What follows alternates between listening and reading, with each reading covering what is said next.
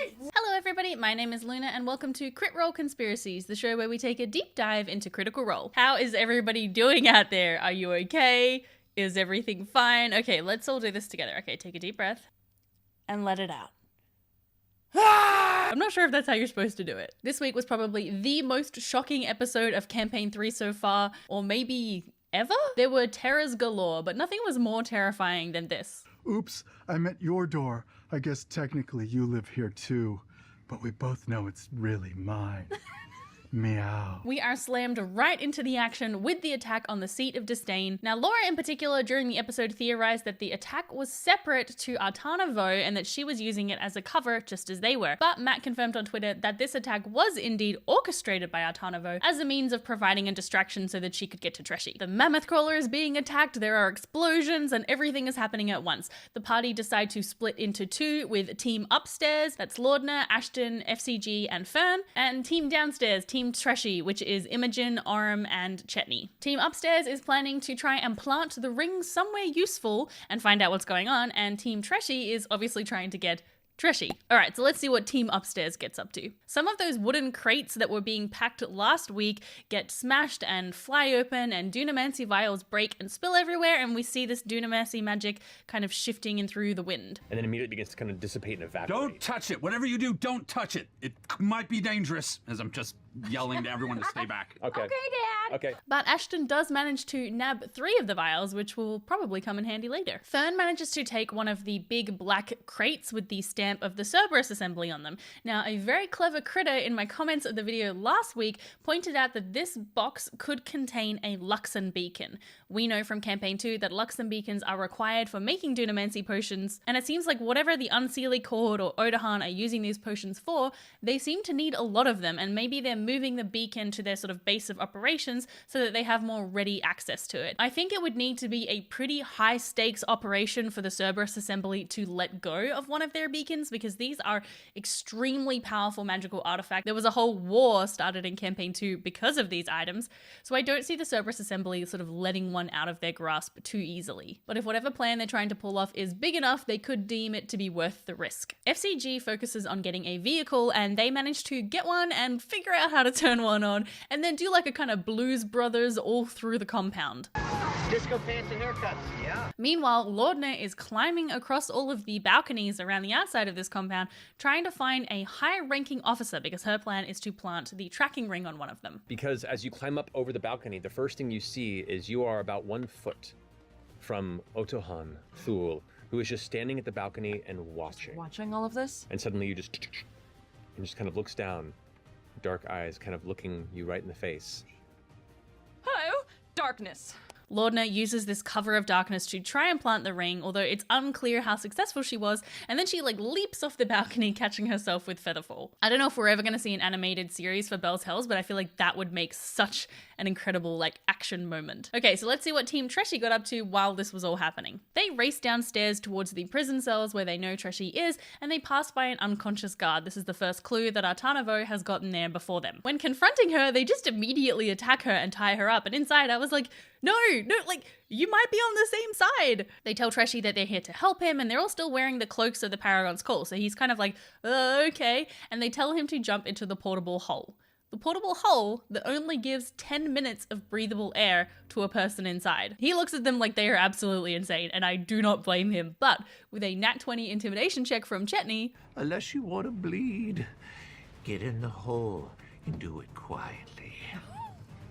An intimidation check. Come on, watch it. Metro Artana asks the party where they're taking him, and Orm says we're taking him home, and she's like, oh, me too, essentially. Like, we're trying to do the same thing here. I wonder if Artana was hired by Alorna Seshadri in Drusar to track down Treschi, despite having worked for him in the past. She is a hired bounty hunter, so I don't think she would hold too much loyalty to him if the price was right. And we know that Seshadri was put in charge of the investigation to find Treschi after the plot was uncovered with the help of the Green Seekers. Alright, so Team Treschi race upstairs with Artana Vo. I grab her by the arm as we start running, say, we're the Bell's Hells. We're not with you. You're with us. Come on. But then Ratanish is there, so Imogen just like throws Artana at him, basically betraying her immediately, but she goes invisible and manages to escape. Oh, I really wonder if they had kept Artana with them, what might have happened in that final fight. Like maybe they would have had an extra ally, which could have been incredibly helpful. It's probably more likely that she would have just gone invisible and disappeared, like saving her own skin, but you know, they could have had one extra pair of hands. Maybe. Bell's Hells meet up and they try to escape, but they fight the ultimate enemy of Critical Role. Doors. After many shenanigans, they get through the door, and the plan is to split up and meet at Imahara Joe's. But Otohan Thull is waiting, and she absolutely annihilates their crawler. And there, standing in the ground, you see Otohan stand up. The two blades at the side, the cloak just flapping in the breeze. At which point, she kind of looks back at both sides, kind of has blades out to both, and goes, "Let's have a conversation, shall we?" So I've seen a bit of chatter online about how did Otohan get around the front so quickly? Why did she confront them? And I think that this is for a couple of reasons. I think, well, number one, the big one is that Laudna confronted her, cast a spell on her, tried to plant something on her, which, you know, she might have noticed, and then ran away. So that's gotta like pique her interest. Number two, she was standing on the balcony just watching Bell's Hells just like run around the compound, being absolutely chaotic. And number three, she probably knows that Imogen is here. She's seen Imogen in her dreams. She might have seen Laudna through Imogen's mind, because we know from seeing what she does later that she has these mind reading abilities. So seeing Laudna might have been like, ah, interesting. Also, there's this moment where Matt describes Aram seeing a figure kind of darting across or like off a balcony or something like that, and the party incorrectly assumed that this is Artana Vo. They say, oh, she got away, that's good. This was actually Otohan. Matt confirmed this on Twitter, and I think she might have been using her psi-powered leap that we see her later using in the fight to get around the front so quickly. Otohan activates something under her cloak, and we see these shadowy figures, these echoes of her appear. Oram, you've seen these assassins before. Oh, shit! This confirms a really big theory that these same people from Imogen's dream were also the people who attacked the Ereshari 7 years ago and therefore killed Aram's husband Will. This is personal for Aram now. If it wasn't personal before, it absolutely is now. Imogen makes the first move and casts a new spell called Hungry Torrent, which I believe is a homebrew spell. There is a very brief conversation which doesn't really go anywhere, but Otohan does learn that they were hired by Eric's Eshtaros by reading Imogen's mind, or actually I think it was Aram's mind, and I really don't like this. I don't like the idea of Otohan knowing about Eshtaros or like having a target painted on his back, because he seems so nice. The party do not seem very keen to deal with Otohan at all, so this conversation goes nowhere, and the party are called to roll initiative. Bell's Hells roll not great on their initiative. Otohan rolls much higher, and she is up first. Through this fight, we see so many really high powerful abilities from Otohan. She has her mind reading stuff. She has legendary resistance. She has legendary actions. For those who haven't played D&D, that allows a monster or a villain to take extra turns, to take extra actions. And the reason for that is that you can have a big sort of very hard fight with a single villain and then still give them enough action economy that they're not going to get completely annihilated by 7 other players. She can also create these echoes. She has multi-attack, which does 3 attacks, and her echoes can also attack. She has a protective field, a psychic shield, I believe it's called, a sonic strike, which adds psychic damage, a psi-powered leap, and this sort of echo swap, echo teleportation where she can swap with one of her echoes. Looking at all these things, it seems that Otohan is a combination between an Echo Knight, which is a fighter subclass, and a Psi Warrior, which is another fighter subclass, because she was showing abilities from both of those 2 subclasses. So Otohan darts forward, attacks Ashton with 3 attacks, and then the Echo follows up with another attack, which completely downs Ashton in a single turn. The Echo is going to take in the offhand strike. So it goes, and then from the side, the Echo strikes as well for, that's going to be a 20 to hit, 14 points of slashing damage. I'm down. Oh, God. Wait, what? I'm down. Ashton's down. He's more than 30 feet away from me, Barbarian's isn't he? down, not raging. That's wild. Like, it's very demoralizing to see the barbarian go down in a single round. Now, he wasn't raging. If Ashton had had a chance to get a rage up, I don't think Otohan would have been able to down him so quickly. So it was just really, really poor luck on the initiative order. The barbarian is usually the one who is like charging into the fight, is taking so much damage, you know, can't get knocked down. So yeah, this I think probably really rattled the party. I mean, it rattled me, that's for sure. And then just things just get really grim after this. They just keep getting downed over and over. The party recognize that they're well out of their league, so they plan to run. Orym had actually healed Ashton and they were all up after that first turn, but they spend like a fair amount of their resources still kind of taking shots at Otohan as they're trying to run, so they don't use their action to dash and then their movement to get away. They try and still like, you know, cast spells and things and then just use their regular movement of like 30 to 25 feet. Once Orym and Ashton was like downed again, all thoughts of running just had to leave because they weren't going to leave two party members behind. Laudna does roll this clutch nat 20 death save though. This is it, kids. This is it. No problem. Delilah, take the wheel. Natural 20 is a natural 20. It's a natural 20. Is it really? You saw it. You see it, right? You see it. Holy right? It's a shit. natural Oh my 20. god. Hey, you get knocked down, Nice. then you get up again. I will never question you Yeah, ever no, again, it's- Delilah. Delilah. Delilah? We're locked for In the deep shadow, before the darkness begins to curl and take you.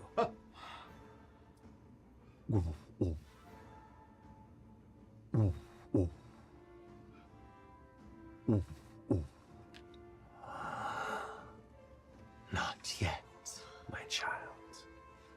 We have much to do. Your eyes shoot open. If Laudna makes it through this, I think Delilah is going to be influencing her a little bit more after that. It's at this point that Otohan, getting irritated with them like popping back up again after she's knocked them down, changes her tactics and basically says, well, I guess I have to finish the job each time now. You know, she is not pulling any punches. And this is absolutely ruthless. It is ruthless to attack a downed, unconscious character because you're always going to get a, you know, critical hit. You're always going to make them fail 2 death saves if you can hit them, which, you know, Otohan with her huge stats absolutely could. But that is good strategy. That is what a very smart, very capable villain would do. All through the fight, Otohan is baiting Imogen. She wants her to let go, to release this storm that has been building up inside her ever since her powers appeared. She keeps pushing and pushing until both Fern... That's going to be So close. a crit. You failed 2 death saves. You're out. I'm out. Fern, in the final moments Oh my of fucking god. consciousness and life on this realm, as the blade rests above you, what do you do? What do you say?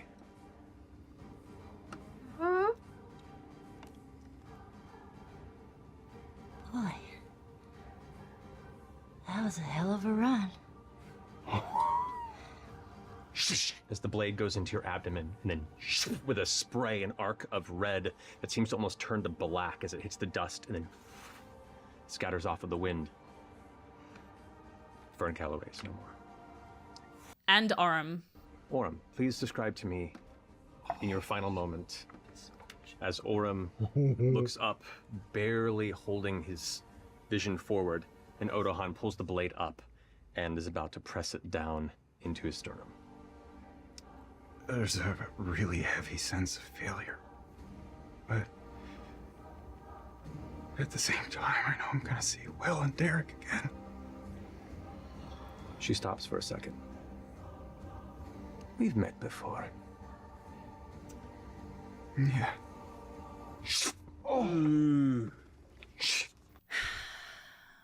I might cry again. I might cry. Get it together, Luna! This moment with Fern is even more heartbreaking when you remember that she just found her parents. Like, she has been looking for her parents for so long. They just found each other, and yes, things were awkward and weird, but, you know, there was some hope there of, like, them repairing their relationship, of getting to know each other again. That happened, like, today. They left Birdie today, and then Fern died. And then Orym... It's even more heartbreaking with Orym when you remember that as he was knocked unconscious, Liam described Orym as reaching for the sending stone which connects to Dorian, and the final words that Dorian said to Orym. This side of the fam's keeping me busy. Missing you all too. Don't die. So, with both Orym and Fern dead, Laudna tries to bargain with Otohan, tries to make her stop, but she unfortunately just doesn't seem to have anything to offer that Otohan is interested in. She sort of says, I can tell you where the Moontide crowd is, as Otohan is like, well, I've just read your mind, I know that you don't know where it is. She's like, well, I can tell you about the ley lines, and Otohan's like, I already know about the ley lines. Like, there just doesn't seem to be anything that she's interested in stopping for. And I think, you know, her primary goal in this fight was to make Imogen explode. So she wasn't going to stop unless it was something really, really, really worth it. Otohan threatens Laudna and attacks her. She looks over, looks at you.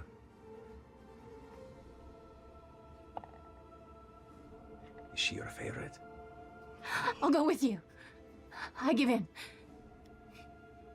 Just no hesitation from Imogen about giving up when she threatens Laudna. Like, just no hesitation. I mean, just Laura Bailey, that moment. It was acted so beautifully. Laudna fails 2 death saves and Imogen finally gives in.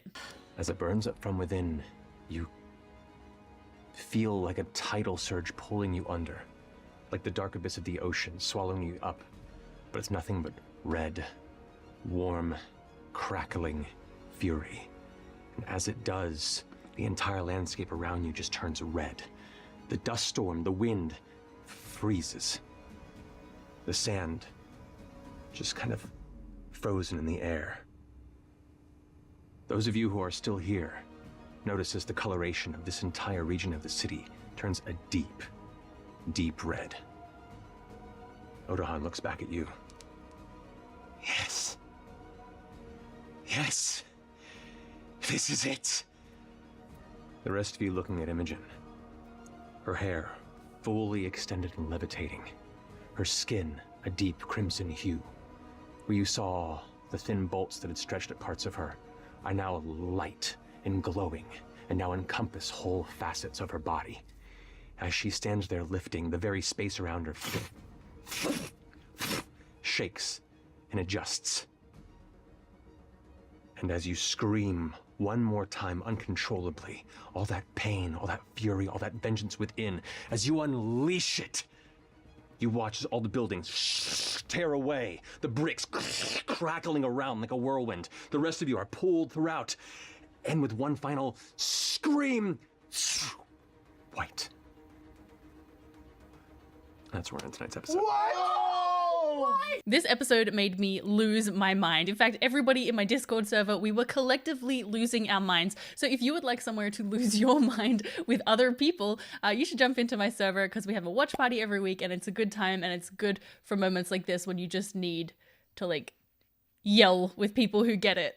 So there were lots and lots of hints that Otohan was a very powerful enemy. We know that she was a famous general in a war. She leads a company of mercenaries. She's doing dealings with the Unseelie court. Like, all of the signs were there. But even with this being a very deadly encounter, I think they might have still actually been in with a little bit of a chance if the dice had gone with them a little bit more and if they maybe hadn't spent some resources on running or trying to run. Also, Otohan might not have confronted them if they hadn't been so overt in the courtyard or if Laudna hadn't pulled that business with the darkness and the tracking ring. If they'd left Imogen behind, maybe she wouldn't have attacked them either because really she was after Imogen. So if Imogen wasn't there, maybe this wouldn't have happened. There are all kinds of, ways that the dice can surprise us. Sometimes, and we've seen this happen in Critical Role before. Like, Matt will set up an encounter that he thinks is going to be really deadly, and then the party just, like, because the dice are on their side, or they make some strategies that, he didn't think of, it just becomes a really easy kind of fight for them. Really, this maybe could have gone that way as well. Matt himself said on Twitter,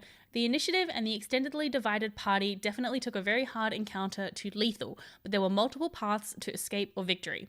Sometimes it doesn't work out in the player's favor, but the story is far from over. This is a clever, resilient crew of assholes." Okay, so predictions for the next episode. I think not all is lost. FCG has Revivify, and I believe they have 1 spell slot left. They also have access to diamonds. Fern also has Revivify. Now, according to her, I think it's her subclass or her class feature, she always has it prepared, so we don't have to worry about her not having prepared it, which, to be honest, if it was up to Ashley, maybe she wouldn't have.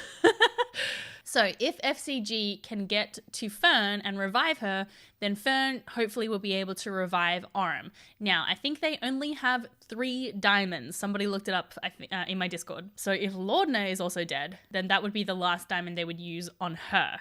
Now, if anyone else gets downed, I don't know, we could be in some trouble. That is to say that there isn't even a chance to cast Revivify. Oh, God, I hate that word.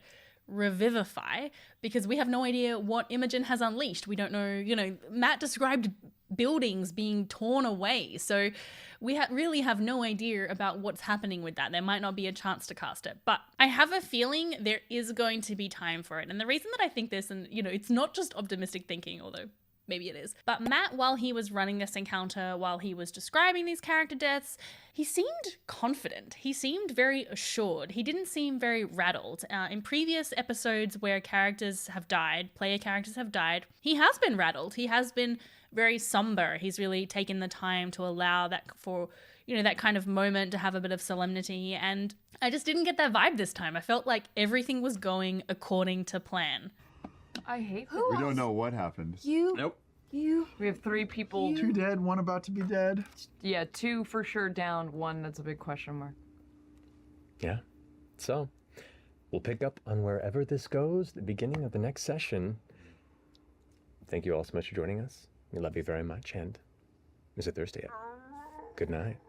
Which leads me to think that yes, there is a plan of some kind. We don't know what it is. We don't know what it could be. My personal favorite theory, which I will be ecstatic if it's true. It probably isn't. My personal theory is that Imogen, with this like crazy torrent that she is unleashed, is going to plane shift all of them to Ruidus, and next week we're going to end up with characters on the moon. Forget spelljammers, who needs those when you've got like a crazy high-powered Phoenix level sorcerer? Are they all going to survive? I don't know. I think maybe we could see 1, maybe 2 character deaths. I personally am not sure if Aram or like Liam would choose to bring Aram back if there is a choice in the matter, because, you know, Liam loves to twist the knife. He loves a tragic sad boy story. So I think if he had a choice between bringing a new character and reviving Aram versus like maybe one of the others being revived, he might say no. And Matt did actually talk about this aspect of it on Twitter. Let me grab it. Hold on. Paramount to anything at the table, I only wish to cultivate the fun of my players at the table. They have all expressed their love of real stakes and possible loss as it defines real meaning for the victories. This combat was intended to be very difficult. Choices, circumstances, and the luck of the dice led to a tense pillar in the current story. The ramifications of this fight will likely echo for some time, both in-game and out. But whenever a player character is lost, the most important questions I ask the player are, what do you want to do? Which direction is most fun for you? Do you wish to explore another character or story, continue this story through a new character, or seek to reclaim this character? Whatever they choose, I will find a way to make it work. Communication is key to such stressful and possibly dark moments in your game. If everyone isn't on board, it isn't worth pursuing. Yeah, I think that is just really great advice for Dungeon Masters, like, everywhere. Okay, so a couple of other end of episode questions. Is Treschi dead? I mean, how long has he been in that hole for? I think it's only been a few minutes, but are they gonna get him out in time? Honestly, I don't think so. And number 2, are we going to see all of the players at the table next week? Are we going to see Ashley and Liam sitting at the table? What about Marisha? If they are sitting at the table, are we going to see some new characters? All right, let me know your predictions for next week. What do you think is going to happen? I'm very curious and excited to hear them. I think whatever happens is, personally, I trust the cast and I trust the DM to bring us an incredible story. I mean, that episode was one of the most exhilarating and compelling episodes that I've ever watched. It was wild. Like, I watched that whole fight scene twice, and if you're in my Discord, you know that I sometimes like skip over the fight scenes a little bit, but it was just excellent. So regardless of what happens, I know that we're going to see some really incredible storytelling. So yes, let me know your comments, but I just want to remind you to please keep comments respectful. If you disagree with the methods or the execution of this encounter, that is fine, but you are not allowed to make personal attacks against the cast or other people in the comments below. All right, so just keep that in mind. I will block you if you are rude or disrespectful. I'd like to say a huge thank you to my patrons and YouTube members, and a special thank you to Yasha and Admiral. Yes, I am editing this very late at night. That's why I look so tired. If you'd like to support the channel and get access to my exclusive podcast, Flump Friends, you can do so by joining up at the link in the description below or joining right here on YouTube. New members and patrons also get a shout out in all of my videos. And until next time, I'm just gonna be sitting here, like, waiting for the next episode. Like, when is it coming? When is it happening? Bye. Dead? Is everybody dead? What Find out next episode. Yay! That was a great game, man. Oh That my was, dude, you guys, well God. done. Moly. That was like, oh, this is going real rough.